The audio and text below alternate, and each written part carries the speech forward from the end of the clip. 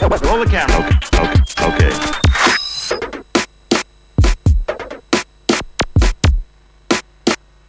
Good evening, ladies and gentlemen. Welcome to Pub News. I'm Tatiana. And I'm Letitia.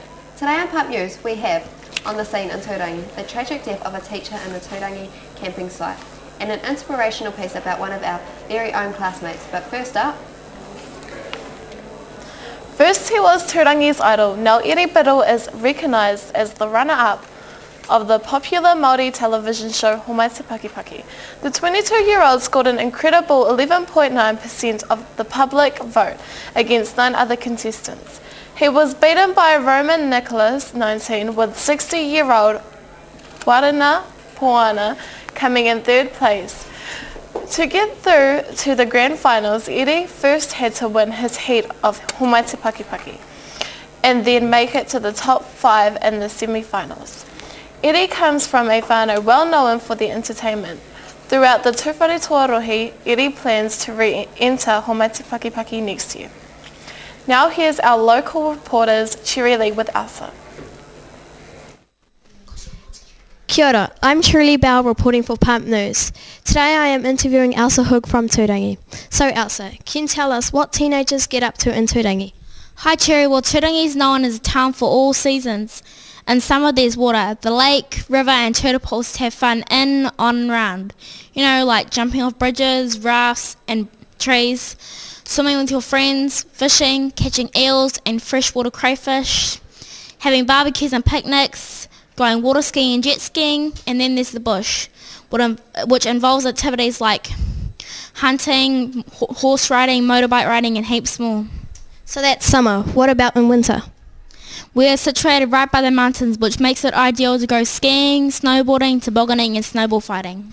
Well, that sounds great if you're into outdoor activities. What about people who like watching movies and going shopping? Easy, Taupo is just up the road. They have plenty of shops and they do have a cinema which screens all the new releases. Another thing Turangi is known for is the centre of the North Island. So take your pick of Auckland or Wellington if you want to see the bright lights. Awesome. Thanks Elsa. But that's all we have time for today. Back to you Letitia with more Pump News. Thanks, Cherry. And now for something completely different. Rosemary Ives was a 25-year-old schoolteacher from Lower Hutt who was camping in the bush near Turangi before being shot on Friday the 22nd of October 2010. Rosemary walked a few metres from her campsite into the bush to brush her teeth before turning in for the night.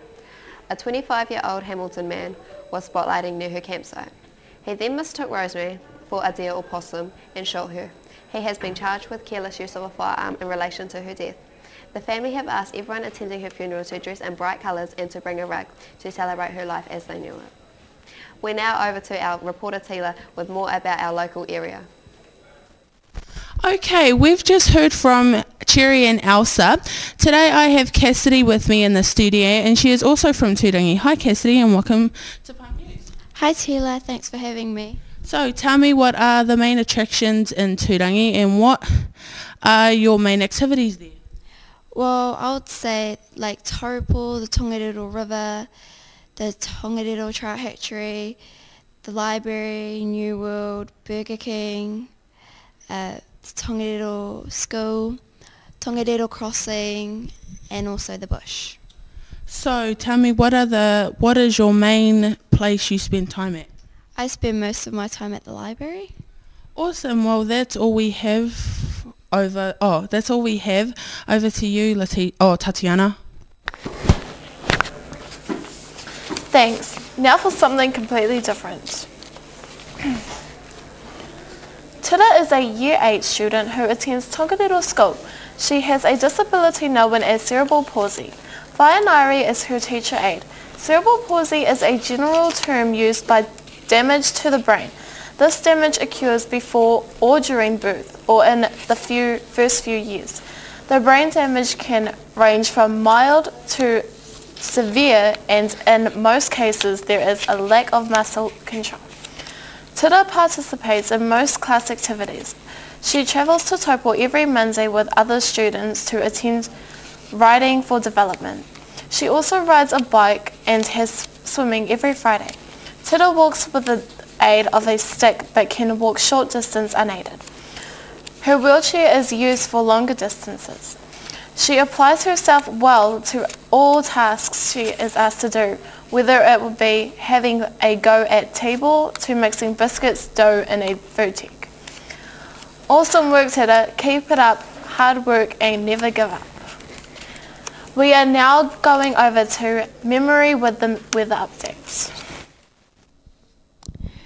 Thank you, Tatiana, and good evening, New Zealand. Let's have a look at tomorrow's weather, starting in the far north in Kaitaia.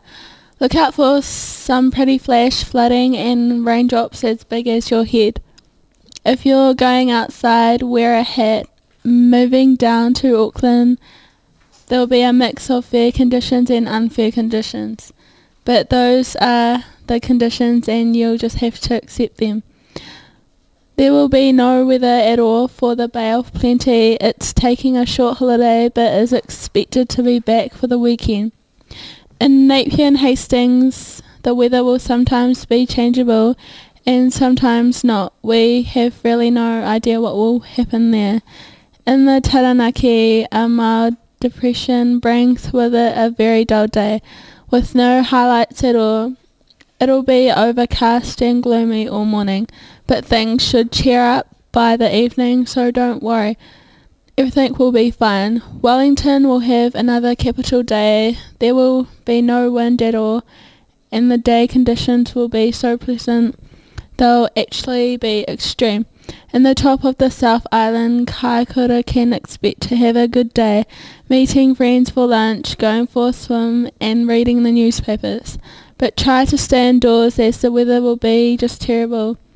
A real mix for Christchurch, which will have some unreasonable rainfall, some sensible wind, moderate thunderstorms and some of very angry snow.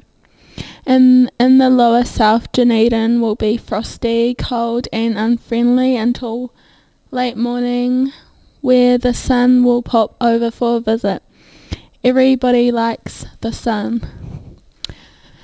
That's all from me. Remember, if it's raining outside, that's the weather for you. Good night, New Zealand. Now it's back to the news desk with Tatiana and Letitia. Thanks, Memory. That's all for a good night.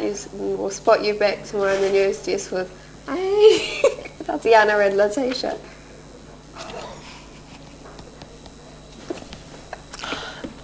Thanks. What? That's the wrong word to there. And that popped up. Yeah, go.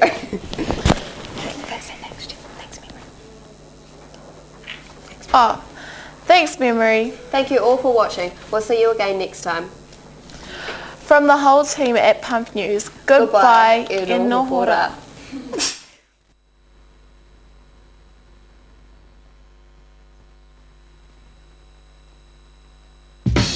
Ladies and gentlemen. Roll the camera. Okay.